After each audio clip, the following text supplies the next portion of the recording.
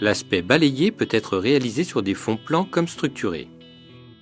Pour la première couche, utilisez un rouleau texturé 8 mm, un rouleau nid d'abeille et un spalter. Pour la seconde couche, une lisseuse inox aux angles arrondis et une spatule plastique. Commencez par la dépose en plein d'une couche de béton à l'aide d'un rouleau texturé 8 mm en répartissant la charge de façon homogène sur l'ensemble de la surface.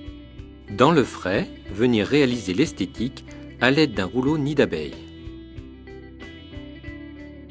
Le produit commence sa prise entre 5 à 10 minutes environ en fonction de la température et de l'hygrométrie ambiante. Balayez alors la surface de façon aléatoire avec le spalter.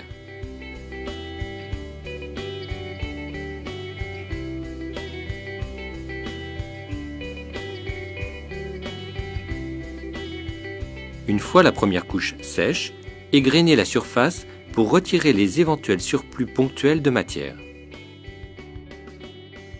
Pour la seconde couche, procédez à un ratissage à zéro de l'ensemble de la surface à l'aide d'une lisseuse inox.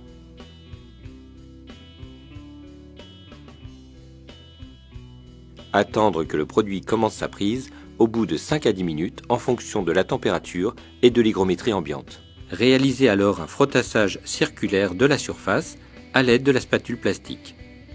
Cette opération permettra d'avoir une finition lisse et une esthétique homogène conforme à l'aspect souhaité.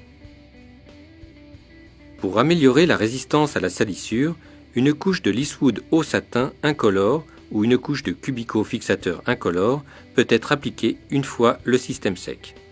Béton se décline dans une offre de 22 teintes grisées et colorées réalisable en machine à teinter dans un esprit résolument contemporain.